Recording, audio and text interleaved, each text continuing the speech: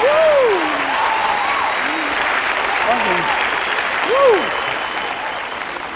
Oh, y'all look good. I want you to look at something right now. Think of some major goal you want, or maybe it's one you're already working on and you have experienced a lot of setbacks, a lot of defeats. You've experienced a lot of disappointment. Maybe you've already given up. And maybe you just need a little fire, a little encouragement to get back in the game again. Here's what I want you to look at. There are winners, and there are losers, and there are people who have not discovered how to win. And all they need is some coaching. All they need is some help and assistance, just a little support. All they need is some insight or a different strategy, a plan of action to make some adjustments that will open up the key to a whole new future for them, that will give them access to the unlimited power that they have within themselves. That's all that they need. So what I want you to do is think about something you want for you, that's real for you, that's important for you, that will give your life some special meaning and power. And I don't even want you to say, I can do that. I don't want you to assume that. See, 5 years ago when I started out in this area, I would not have been able to make the mental leap that I would be up to where I am right now. I don't want you to begin to just psych yourself out. No. I want you to be able to say something to yourself that will enable you to maintain a level of integrity with yourself. That when you say this, even when you face tremendous setbacks, it will be a benchmark to keep you in the game, to keep you moving forward and experimenting and readjusting your strategy and your plan of action, continuously looking for ways to win. So what is that something? When you got an idea you want to move on, you might not have the money, you might not have the education, you might not have the support or the resources you need. What is that something that can keep us going, that will enable us to act on our dream? What's one of those keys that will begin to help us to discover the secrets to our dream? Here's what I want you to repeat after me, please, with power and conviction. Say, it's possible. It's possible. That's all I want you to do when you look at your dream. Just say to yourself every day, it's possible. Just say that every day to yourself, it's possible. Because what does that do? See, it begins to change your belief system. See, the way in which we operate, ladies and gentlemen, it's a manifestation of what we believe, what's possible for us. Whatever you've done up to this point, all that it really is a duplication, it's a reproduction of what you believe subconsciously that you deserve and what's possible for your life. Most people operate out of their personal history, out of their memory, things they have done, things they've experienced, things they've seen, things that they have observed. What I'm suggesting that you operate out of a larger vision of yourself. I want you to see yourself doing what you want to do, experiencing what you want to experience, having what you want to have, doing what it is that gives your life some meaning and value. Operate out of your imagination, not your memory. Because whenever you look at where you want to go, I'm wanting to warn you, you will have some conversation back here after you go through the data that you've experienced in life saying you can't do it. And so what you want to begin to do is ignore that inner conversation. Well, most people, ladies and gentlemen, when something happens to them, what they do is they begin to believe that that's the way it is. That's the way it's always been. And they can't see the possibility of it being any different. Example, before April 1954, the common belief, the universal belief, because it had been tried again and again and again and people had failed, the belief was that man was not physically capable of breaking the 4-minute barrier, that he could not run a mile in less than 4 minutes. That was the belief on the planet. It had never been done. But here's what happened, ladies and gentlemen. Roger Bannister came along, and he broke the 4-minute barrier. Now here's what's significant about that. Since that time, up to this day, over 20,000 people have done it, including high school kids. What changed? 20,000 people, what changed? Here's what happened when they got on the track. They knew it had been done. And because they knew it had been done, there was a new belief about this barrier, about this goal that was unreachable. And those 20,000 people got in a race believing, knowing in their heart that someone had done it, that it's possible, that they could do it. And I'm saying that if you know anybody that had some goal, some dream, something they wanted to do, and they did it, then I'm saying that you know in your heart that if someone has done it, then you can do it. It's possible. And that if someone can make their dream become a reality, that it's possible that you can make your dream become reality. And so as you begin to look at where you want to go, beginning to embrace that, it's possible. I'm blessed and highly favored. I've got a lot going for me. I got some good stuff in me. And it's possible that I can bring my greatness out here in the universe, that I can do what I want to do. It's possible I can write my own book. I can have my own business. I can take the trip and travel around the world. It's possible. I can bounce back from adversity and reinvent my life. It's possible. Regardless of where I am, the things can get better for me. It's possible.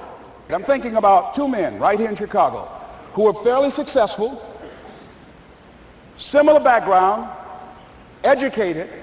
They worked for a corporation for many years, and they were among many people that were laid off. Two guys who were very good friends.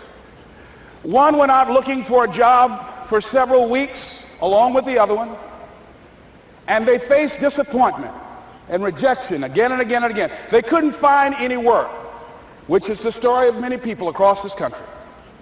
One guy stopped. He became discouraged. He stopped going. He stayed home looking at television, became very argumentative and toxic with his wife, drinking beer, getting on the phone, talking to his other negative, unemployed friends. And he just gave up. The other guy kept looking for a job everywhere he could go. Every time he could get an opportunity, kept asking people, networking, checking the newspapers every day. Kept going everywhere he could, trying to find a job. You have too much education. You're overqualified. You won't be here long enough. He kept going. He kept going. He went to a place and said, look here, I tell you what, if you can't hire me, and I know you can use my talents, abilities, and skills, I don't want to sit home and do nothing. Just let me do some volunteer work. You don't have to give me anything, all right? I just want to work. I want to be busy. Guy said, okay, it's on you now, but don't expect me to give you anything. It's okay. This guy came in and worked. He was the first one there. The last one to leave was the best employee there. About 4 weeks later, one of the top managers quit. They were looking for a replacement. Guess who they selected? This other guy. This guy who was volunteering his time. He got the job. What was the difference between the two men? Eyesight and mindsight. Eyesight is judging on what you see, judging according to appearances. But mindsight is how you interpret what you see. One guy said, it's not possible, it's over, I'm finished. I can't do it. I can't make it. He surrendered. I've faced rejection again and again. I'm not going anymore. There are no jobs out there. But this other guy, he felt that in spite of the no's and rejections, in spite of how bad the economy is, in spite of what the newspapers are saying, that it's possible that somebody somewhere will give me a job. He just kept going, thinking it was possible. And guess what, ladies and gentlemen? That's what we have to do with our dreams. Because things happen to you in life that you can never, ever anticipate. And many times when those things happen, you want to give up. I remember when I was in broadcasting, when I was a disc jockey, I became very controversial, not only being a disc jockey, but I felt that radio was something that you not only entertain people with, but you also empower them, you educate them. And I got fired. I didn't just leave, they fired me. That was a shock. I said, wait a minute.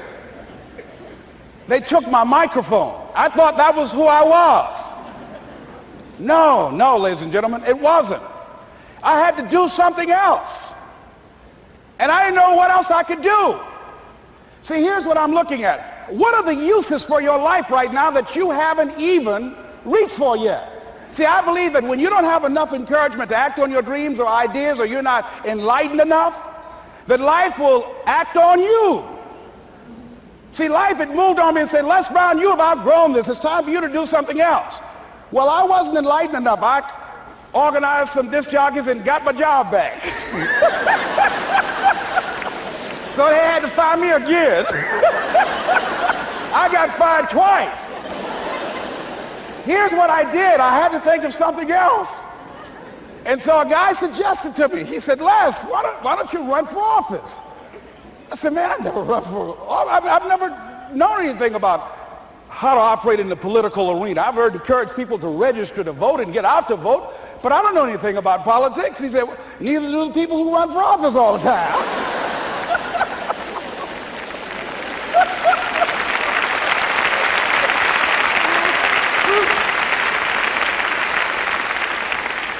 So I ran. Now here's what I'm suggesting. I ran. You got to do what you can where you are with what you have. I didn't have any money. I didn't know anything about the political process. I didn't even have any support. But here's what the guy told me. It's possible you could win. That's all I had. I was running against an endorsed candidate. He was an incumbent. He had the newspaper support, all of the leadership in the community, and I was challenging this guy. So I had a saying when I was on radio, stand up for what you believe in because you can fall for anything. And I would go door to door. I have my kids on one side of the street. I would be on the other, and I'd knock on doors. Hello, my name is Les Brown. Tell everybody I'm still standing. They get on the phone. Child, Les Brown was to my house today. You know the boy on the radio with the big mouth? Yeah, they fired him, honey. Say he's still standing. See, I'm saying just keep moving. Don't start feeling sorry for yourself. Don't spend time blaming and talking about what happened to you. See, whatever you talk about, that's what you multiply and expand in your life experience. So don't talk about stuff unless you want it to keep on happening to you, all right? So I got in that kind of action.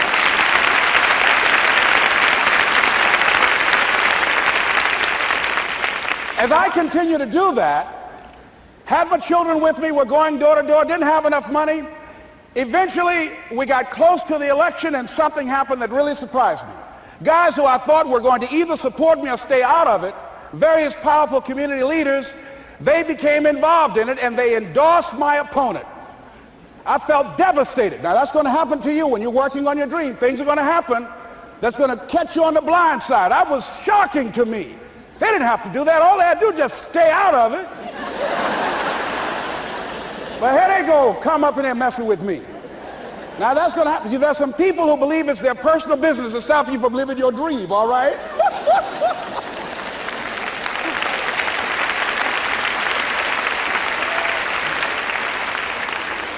But I didn't deal with that. You want to make your dream come true, you got to stay focused. Some people rather get even than get ahead. Stay focused on where you want to go. I just kept on doing what I was supposed to do. And so I was driving to the radio station. My opponent had over $20,000. I had less than $800. As I was in the radio station, the guy said, "You're going to make a commercial?" I said, "Yes." He said, "It better be a good one because that money can't go pretty far here." And I sat there in the middle control room and I was thinking. And here's what happens when you get still. Stuff will start coming. Something said, call your mama. You used to talk about your mother on the air all the time. Ask her to say a few words for you. That'll be a different kind of political spot. So I called my mama. And I had a gospel record playing in the background.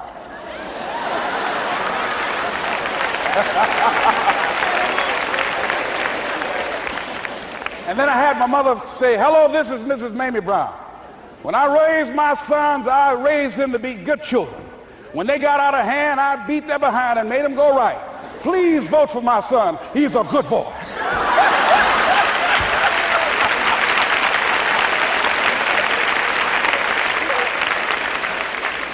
Usually in the state representative race, maybe 3,000 or 4,000 people will come out to vote in a primary.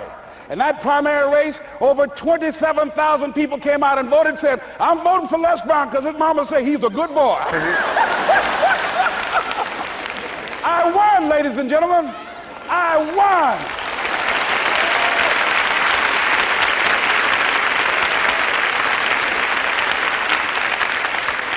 So you've got to be willing to stay focused, to be creative, to be relentless, because things are going to happen to you when you're working on your dream, when you get on track. I remember when I first got involved in speaking, one of the main things that speakers like to do is speak to a certain association that they have over 10,000 of their sales reps that come to this convention.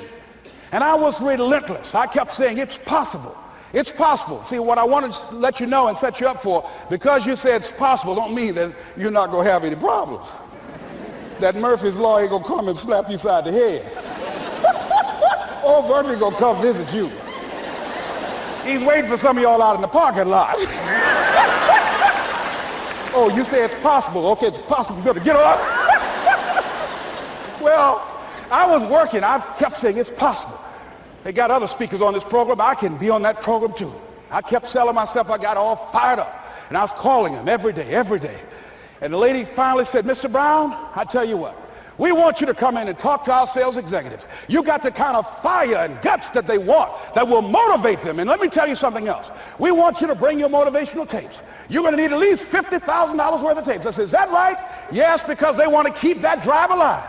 I said, all right. I called the guy to duplicate my tapes. I said, Don, how you doing? This is Les. Let me tell you, I got a major speaking engagement. I said, man, it's a speaker's dream. I need over $50,000 worth of product. He said, Les, you don't have that kind of credit. I said, I know, but Don, I can sell that. Just right after the speaking engagement, I'll give you your money in 4 days. He said, are you sure, Les? I said, yes, but I got a major speaking engagement, and they told me to do it. He said, man, that's a big order. Let me talk with the lady with you. I said, hold on just a minute, man. Call the lady back. Hello, Evelyn, how you doing? This is Les Brown. I got Don on the phone. What did you say? Do I have the speaking engagement? Yes, you do. And what else you suggest? Les, our people, they buy a lot of tapes. Your tapes are very popular among them. I'm saying bring at least $50,000 worth of tapes, Les. You'll sell everything you got and more. I said, did you hear that, Don? He said, yes. I said, now, if anybody else has to make a decision, are you the final person? She said, I'm the final person. I will send you the contract. I want you. I said, you hear that, Don? He said, yes. I said, oh, ye of little faith. I said, duplicate the tapes, man. Hung the phone up. Well, he duplicated the tapes. 1 week came by. I'm checking the mail every day. No contract. I said, come on, Murphy, don't start nothing, man. Come on. Come on, man, give me a break. Come on, you know, this ain't fair. Come on, man. Give your boy a break. Come on. I talked to myself, you know. I didn't want to call him right now. 2 weeks passed by. Murphy said, don't you think you ought to call him? I said, okay. I called. I said, hello, this is Les Brown calling. How you doing, Les? I said, fine. I said, Evelyn hasn't sent my contract out yet. Any additional information you need? So, Les, you haven't heard? I said, no. I said, Evelyn died. I said, she died? I said, did she say anything about me?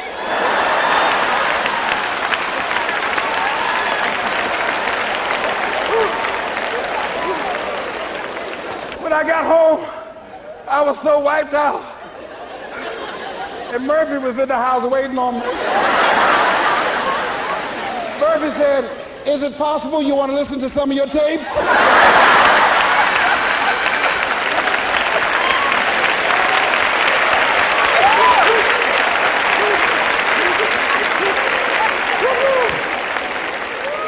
But ladies and gentlemen, here's what I had to do. I had to begin to focus on what was the solution. That this was not the only place that I'll be able to sell those products.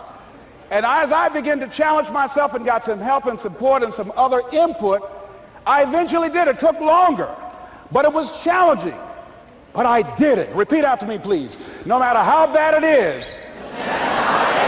or how bad it gets, I'm going to make it.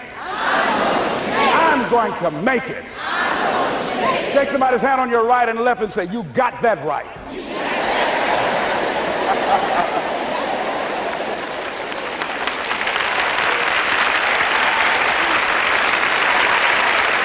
Repeat after me, please. It's possible. I can have my dream. I can get what I want. I must be creative and never give up. Now, let me share something else with you, ladies and gentlemen. When you know within yourself that there's something you want to do, and I believe that all of us were born with a purpose, that all of us have something that we are supposed to do, that all of us have some goodness within us, and that goodness gives us a responsibility to manifest our greatness. And when you know that, you can feel it in your guts, and you know that you're deliberately operating below your potential, you've gotten comfortable, you stop expanding, you stop stretching, you stop challenging yourself. Let me share something else with you. Not only is it possible for you to have your dream, but it's necessary. It's necessary that you have it, that you work on it, that you develop yourself, that you go for what is yours in the universe. I have a friend that at the beginning of the year I was in Los Angeles giving a speech, and I do a seminar teaching people how to become involved in the speaking business, and also one called Speaking with Power, teaching people how to begin to develop their communication skills. And this friend, I said, I want you to work with me. I called her up. She said, Les, are you sure I can do it? Sure you can. You have a PhD in communications. I don't have that. If I can do it, sure you can do it. In fact, I'm going to give you the support that you need. Here's what I realize, ladies and gentlemen. We only have enough energy to take us to a certain level. But it's necessary that we assemble ourselves with other people who share our vision, other people that can see it for us, to give ourselves a home court advantage.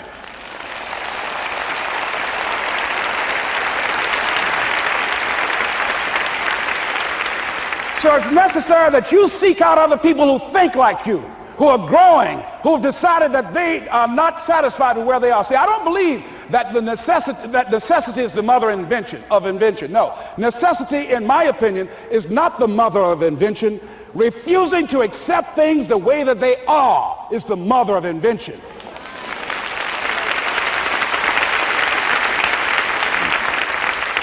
When you decide, I'm not going to settle for this, this is not going to be it for my life, I deserve more than this. See, that will start making you do some stuff. See, a lot of people go to work every day miserable, and all they do is just talk about how miserable they are. But they don't do anything about it. So I was telling her that I knew she hated her job with a passion. I said, you can do this. You got more going for you than I have going for me. And we've been going through this for years, ladies and gentlemen. She'd been to my seminar speaking for a living. She brought her husband, and that was one of the major problems that I realized that happened in her life. He couldn't see it for her. So you got to make sure that you have people in your life that can see it for you, that will encourage you. Non-affirming relationships can hurt you.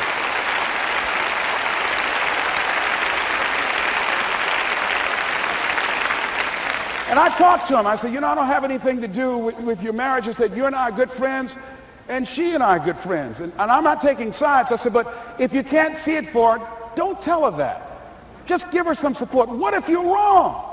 It's possible, man, that if I'm doing it, she can do it. Well, you're different. How are you going to tell me that? You've seen her speak. She's got great speaking skills. Don't underestimate her. You don't know. You've got a great woman here.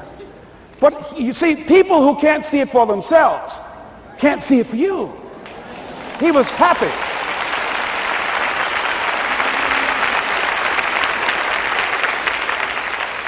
So I said, will you do it with me? I said, I'm going to give you the support you need. You can't do it by yourself. I will stand with you. She said, you will? I said, yes. I'm going to make you a part of my seminar. You'll do a part of it, and I'll do a part of it. Speaking with Power. She said, okay. 3 days later, ladies and gentlemen, I got an emergency call at my office. It was from her husband. He called and said, tell Les Brown that Marion is dead. I said, oh no. When I was flying there to go to the funeral, and I remember the last time that I saw her, and I had some of her papers that I had gotten inadvertently confused with mine, and I took them home. And I was searching through these papers to do one of her works. She was a prolific writer. And what got me, what was so sad that made me begin to cry, was that there were poems that she had started that were profound poems, great thoughts that she didn't complete. Plays that she had started that she didn't complete. See, that poem was given to her. I can't finish that for her, nor can you. That play, whatever the outcome that she had envisioned, that she had imagined, was given to her. Only her. And she's the channel that was going to come through. You are here, and you are the vessel, you are the outlet for the universe. That you've been selected. There's something for you to do. I believe all of us have some purpose for being here. And as I was going to the funeral, and I was reading a newspaper that said that millions of people are dying because of what they're eating, talking about their diet. And I'm sure that it was Marion talking to me, whispering, saying, Les, the next time you speak, say that even more are dying because of what's eating them.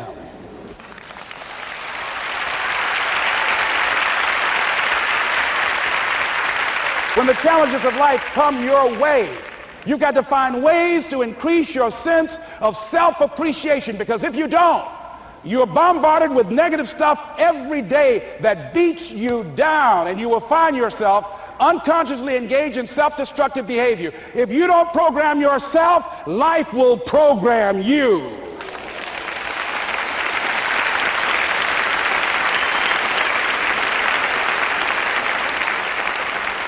So you want to have an agenda for your life. It's necessary that you have some direction for your life. A friend at the National Speakers Convention gave us a presentation, and it really struck me. He was talking about when he was traveling across Europe, Warren Gresham, and he said at different points soldiers would wake them up on their journey and ask him the question. And I posed this to you. The question was, where have you been? Why are you here? And where are you going? And that's what I ask you. Where have you been? Where have you been up to this point? You look at your life. You look at what you produce. Is it giving you what you want? Are you living on purpose? Are you living your dream? Are you acting on your ideas? Are you doing all you can do? Have you gotten comfortable?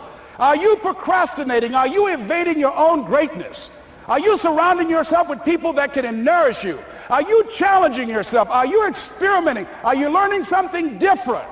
Is your life an adventure, or is it boring? Where have you been? Why are you here? What brought you here? Investing the time, the money. What brought you here? And where are you going? What is it that you can get out of this session, out of this lecture?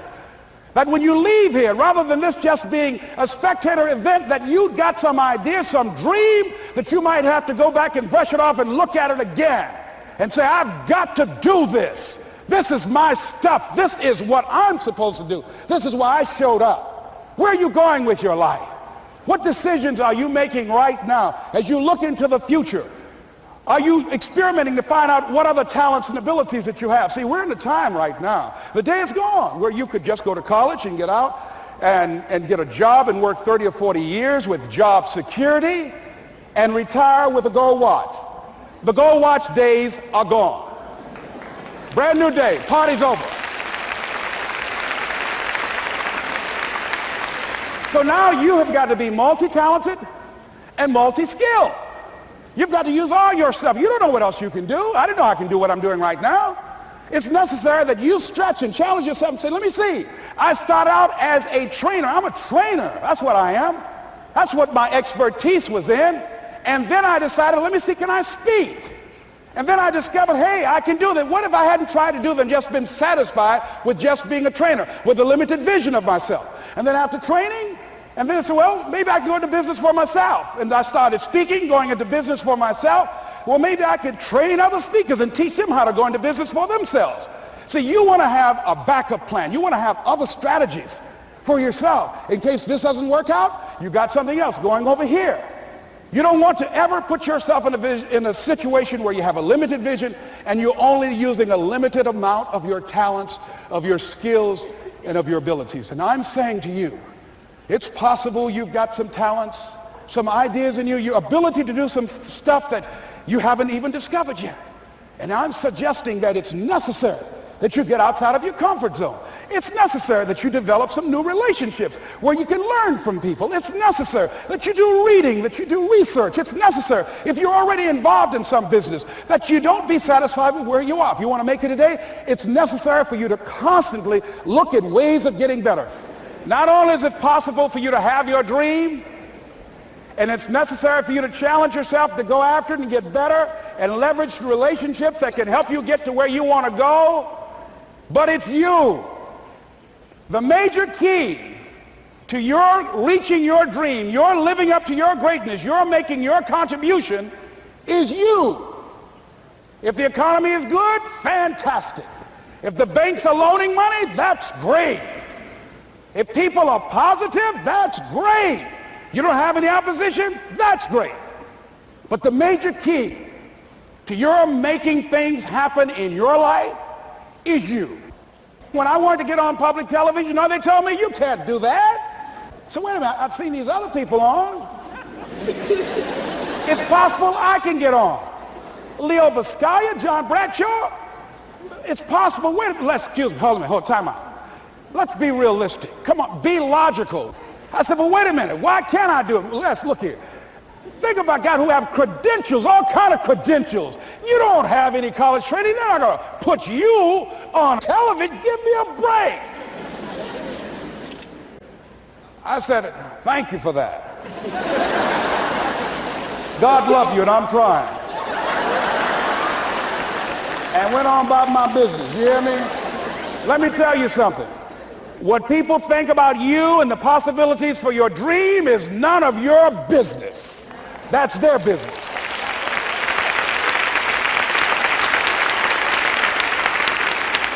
They have no imagination, ladies and gentlemen. They're living out of the past, out of their memory. Their attitude is it can't be done because they haven't seen it. They're judging according to appearances. The people that are going to make it in the future, the people that are making it today, let me share something with you. History is being read, but it's also being written by people with imagination.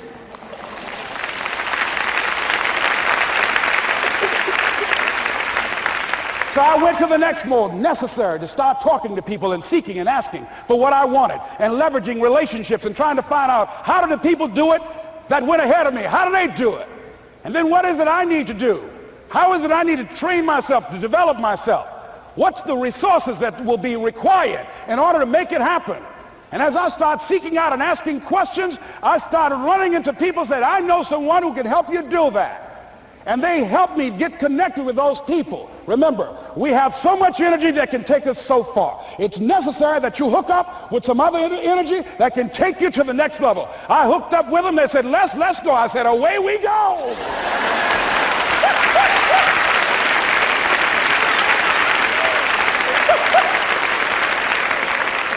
And guess what? Here we are. I love it. You want your stuff?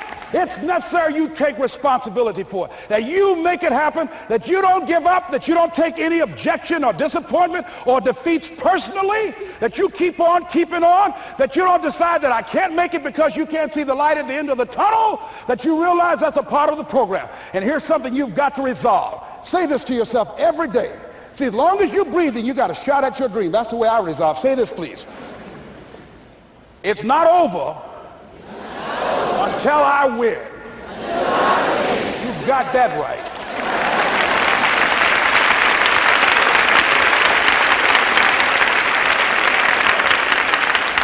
It's not over till I win.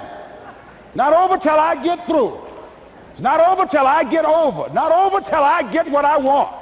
Door can't open today, look out. I'm going to come back and take the hinges off. That's how you got to do that. You've got to have that kind of courage, that type of determination.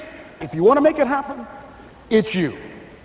That you've got to take personal responsibility to make it happen. That you have got to own what it is that you want to do. If it's taking care of your well-being, if it's making a difference in our school system, if it's working with senior citizens, if it's to protect our ecology, if it's to create an economic renaissance, if it's just to take yourself to another level, it's you. You've got to make that happen. We can point out many things that can make it inconvenient or can slow us down, but ultimately, it's on us. Next step is, not only is it possible and necessary, and it's you to live your dream, to make this greatness that you have within you become a reality, but what I've come to appreciate when you're working on changing your life, changing some bad habit, getting out of addictive situations or relationships, or working to build a dream or making a difference in our society, or learning something that's very challenging. Here's what I realize, ladies and gentlemen, and develop a great deal of respect for. It's hard. Easy is not an option. It's hard living. Life is hard. See, it's hard when you're 49 years old, been working on a job for 17 years, and they come in and tell you you're finished and give you 1 week severance pay. And you got to start all over again. It's hard when you're married and raising children and your children are crawling and your husband dies unexpectedly. It's hard handling just the tragedies of life. It's hard when you're working on something and you put everything you have in it and it doesn't work out. You lose your money and other people's money. It's hard. It was rough when I lost my job and I could not find a job. It was humiliating and embarrassing, borrowing money, and then I couldn't pay the money back when I told them I would. That's rough. How people look at you, how they respond to you. It's very hard. It's humiliating. Here's what I discovered that happens to you in life, that you will go through things, and while you're going through them, you can't understand why it's happening to you. But after you go through it, and you get back and you look at it and you say, oh, now I understand why I needed that lesson. Have you ever happened to you? Raise your hand. Has it ever happened to you that I couldn't understand it then, but after I got through it, then I saw that was preparing me for bigger and better things.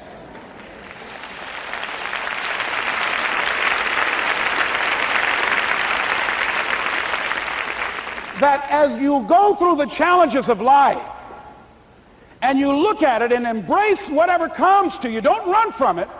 Step toward it. Don't try and duck it like most people do. See, most people want it easy.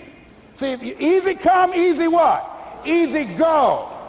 See, but when you go at what you're going to deal with and you deal with the difficulties of it, when you handle those hard things close at hand, making those hard decisions right now that you don't want to make, learning those things that you don't like to do, but you know that in order for you to get where you want to go, this is one of the hoops that you have to flip through. And I'm saying to you, whatever you got to do, do it, because if you don't, life is going to whoop you until you surrender and say, okay, all right, I cooperate, okay, I learned, okay. It had to wear me out a long time. So if it's hard, then do it hard. Now, how do you hang in there during the hard, difficult times? Les, you must have faith. You've got to believe in yourself. You've got to believe in your abilities. You've got to believe in your service, your company, your ideas, unquestionably. You've got to have faith, and that faith gives you patience. That it's not going to happen as quickly as you want it to happen. A lot of things are going to happen that will catch you off guard. And so therefore you've got to deal with and handle it as it comes. And not only that, but that faith and patience drives you into action. You've got to keep moving and keep plugging away. I can see people coming out talking to a guy out there watering and fertilizing the ground that's not showing anything. Hey, what you doing? You've been out here a long time, man. And the conversation in the neighborhood is, you growing a Chinese bamboo tree, is that right? Yeah, that's right. Well, Even Ray Charles and Stevie Wonder can see ain't nothing showing. You know that's how people are going to do you? So how long you been working on this? How long have you been working on your dreams? And you have nothing to show. This is all you got to show? People are going to do that to you. And some people, ladies and gentlemen, they stop. Because they don't see instant results. It doesn't happen quickly. They stop. Oh, no. You got to keep on watering your dream. And when it began to happen, they stopped laughing. They said, look. Whoa, look here. Look how, hey, man, you know, I know you can do it. Look here, you got a job here?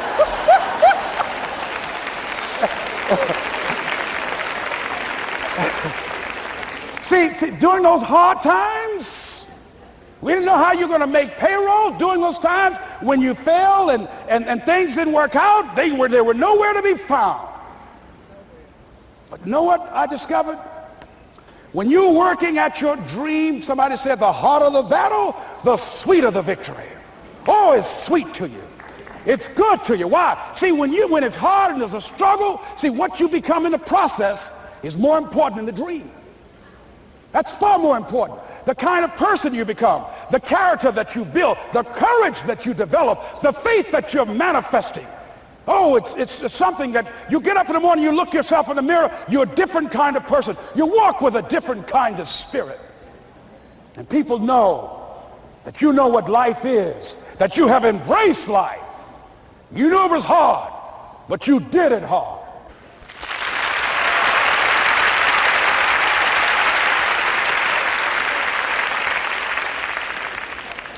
Now that takes us to the next level.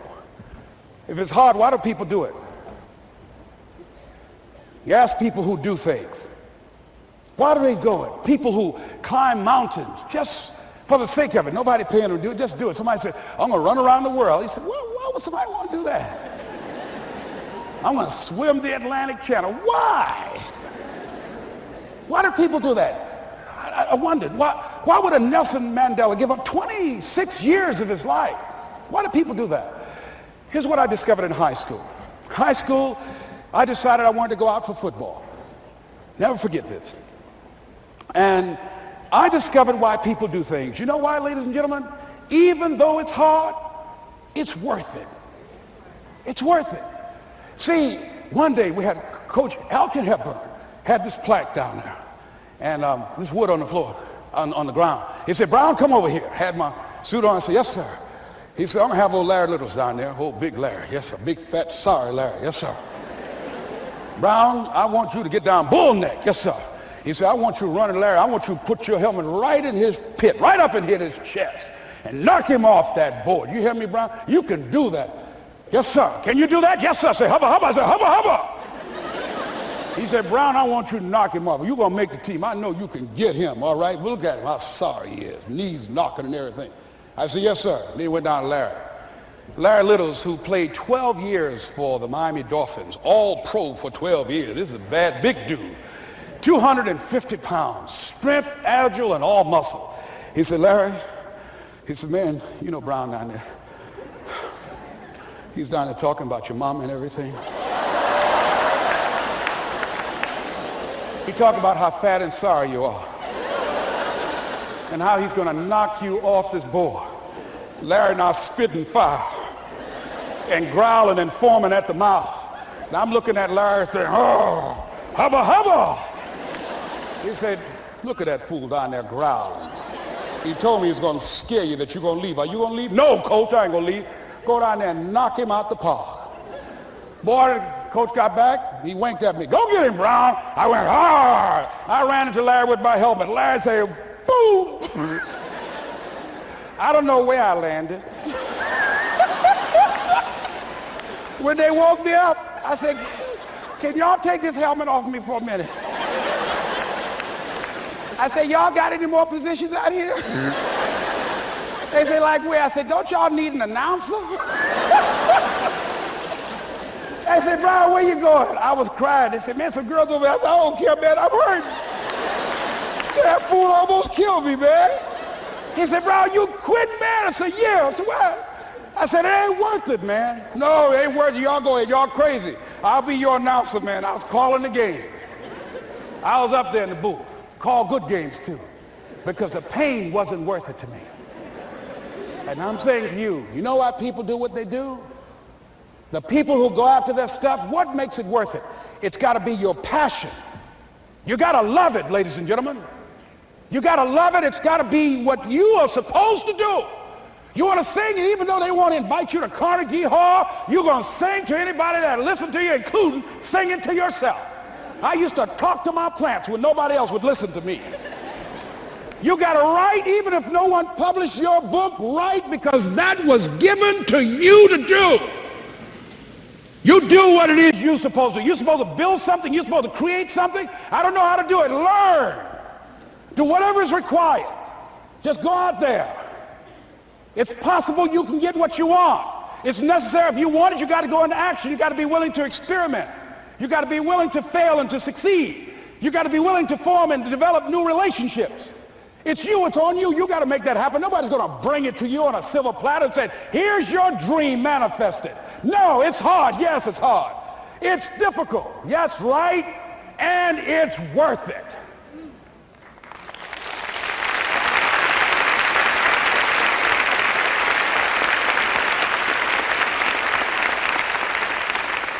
People ask, hey man, these kids, man, it's rough dealing with them. That's right. That's right. You think peer pressure happened overnight? We went through peer pressure. I remember as a kid, some guys said, hey Les, me and another fellow named Willie Lower, we were going home. Hey man, we're going down to Goulds, man, and knock off a grocery store. I said, look here, I don't want no part of that. I'll see y'all later. Say, y'all chicken. I said, that's all right, you say whatever you want. Low star. I'm not chicken, man. Don't call me chicken. Then why don't you come? We didn't even ask you to come into place, man. All you do is just drive the car, that's all. I don't know how to drive that good. Well, we're trying to get Les to come. He's chicken. Hey, I'm not driving nothing, all right? Willie, don't care about what they say, man. Leave him alone. You want to go do it? You find somebody else to drive, or you drive yourself. Come on, Willie, man. Pull him, he stopped. I ain't chicken. All I got to do is drive? Yeah. I said, Willie, that sounds simple, man. Don't go, man. He went.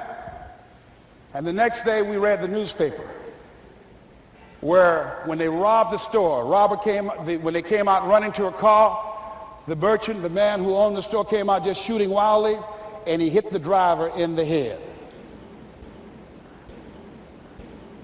So peer pressure didn't just start in the 90s or the 80s. It's difficult and it's challenging for kids right now. And it's going to take some easy, simple methods to help bring them out of this madness, this insanity? No. Is it hard? Yes. Let's look at what we've been doing. What has worked? What has not worked? Let's look at where we want to go. What is it that we want to produce? What is it that we want to create for our young people? And as we think about that, start experimenting with different methods and techniques to create and to produce that. And begin to believe that it's possible. Through our commitment, through our vision, through our determination, our relentlessness, because of our belief, it's possible that we can reduce the teenage homicide rate, the teenage pregnancy rate, the dropout rate, that it's possible, looking at what kind of world are they going to be in.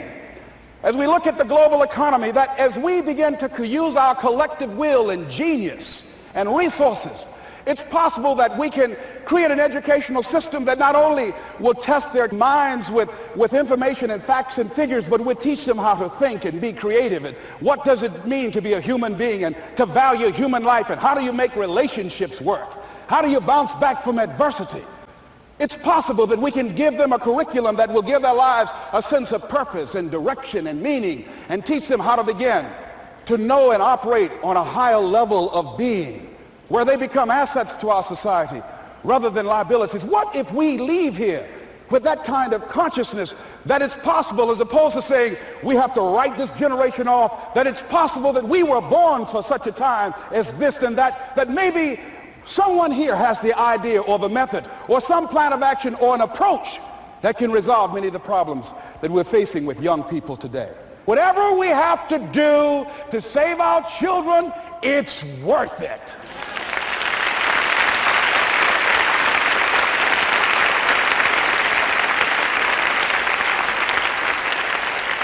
And so that brings me to the final step, that it's necessary for us to begin to look at the future and know that it's possible that we can have our dream. Yes, it is.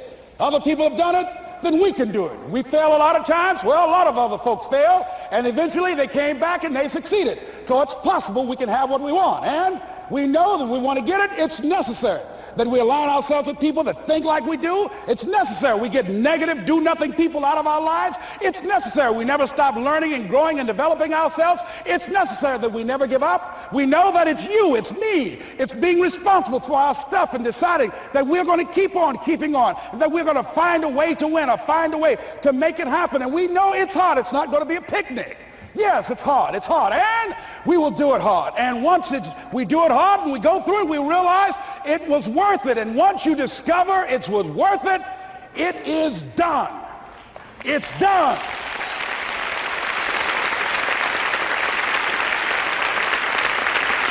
It's done, ladies and gentlemen, before it happens.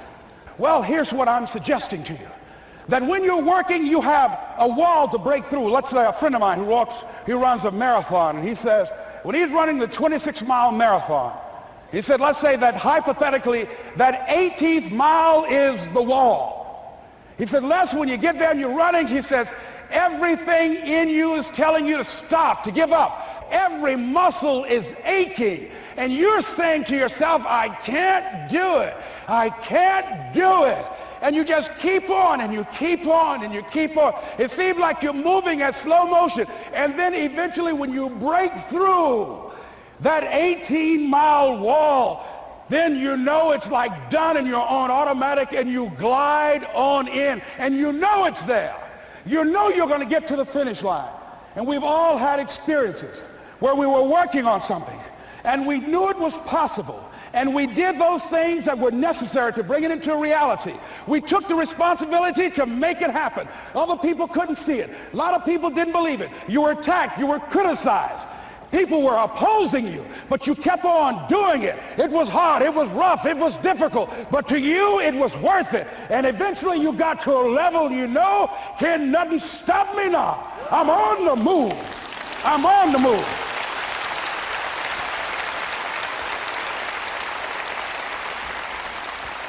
Finally, I'm thinking about a friend of mine who is no longer operating on this dimension. His name is Jack Boland. He had this vision of a church that would serve various types of needs for people. There's supportive needs and helping them in recovery from drugs and alcohol and whatever addictions that they might be involved in. And he was known for bringing in different kinds of speakers. And over a year ago, he was diagnosed as having cancer, and he announced to his congregation that he's going to be taking chemotherapy, and that it was a possibility that the cancer would go in remission, and he was optimistic about that. And sure enough, it did for a year. And one of the things Jack always talked about is that he wanted to have his funeral while he lived. And so he invited a few friends, Wayne Dyer and myself and a few other speakers. He didn't tell us why we were there, but once we gathered there, the church, they told us in the room that Jack is going to announce to the congregation, he's bringing his doctor up. The doctor is going to say that we felt we could keep it in remission. It's out of remission, and he doesn't have much time left. And whatever words you want to say to Jack that you would say if he had made his transition, speak those words now. Well, we were shocked and we were somewhat stunned until Jack got there. They brought him in a wheelchair, and boy, was he courageous, and he had a strong smile, and they helped him up the steps, and he sat behind the podium. And each of us got up and we said a few things about Jack and the impact that he made on our lives. And he said, the doctor, after announcing that Jack didn't have long, he says, doctor, he said, I accept what you say, but it's possible that does not have to be the case. But if it is, I will enjoy life to the very last breath I take, even the chemotherapy. I will enjoy that. And Jack did, ladies and gentlemen. And when they said that all of his vital organs were failing, they called his family and his close church staff to the hospital. and said, he's dying. And so they came and they all gathered in the room. And Jack at that time was unconscious.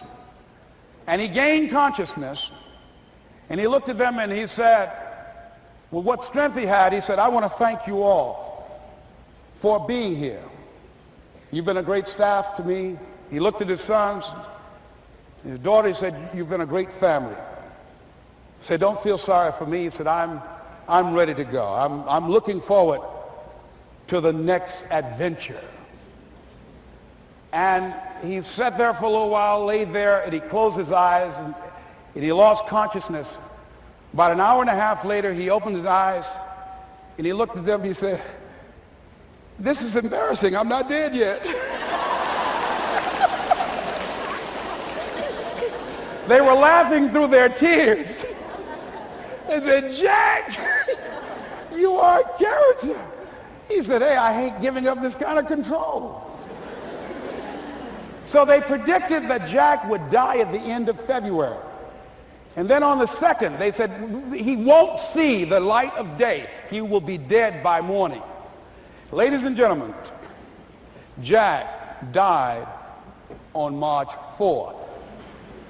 And we believe that even in his dying, Jack sent his congregation a message that I want to give to you with his permission. March 4th is the day he died, and we believe Jack was saying, March 4th.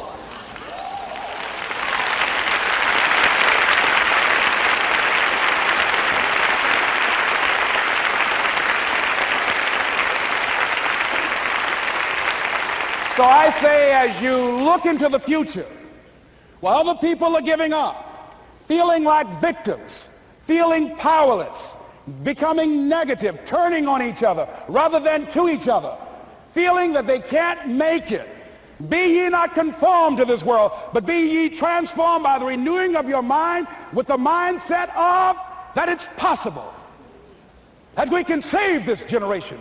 It's possible that we can create new industries, a new economy. It's possible that I can find a new profession, a new job. It's possible I can create a new life.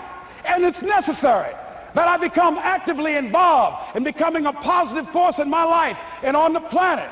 And it's me, yes, it's you, it's all of us pulling together, working together to create this brand new future.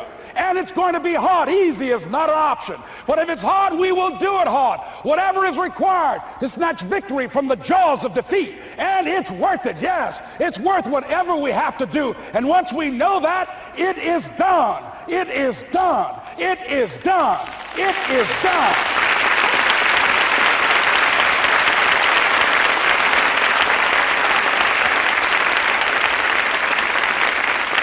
So I say to you, whatever your dreams are, whatever you want to do, in the spirit of Jack, March 4th. This is Mrs. Mamie Brown's baby boy, Leslie Calvin Brown, saying, it's been a plum-pleasing pleasure as well as a privilege. Thank y'all here. Thank you. Thank you. Thank you. Thank you. Thank you very much. You're very kind. Thank you. Thank you very much. You're very kind.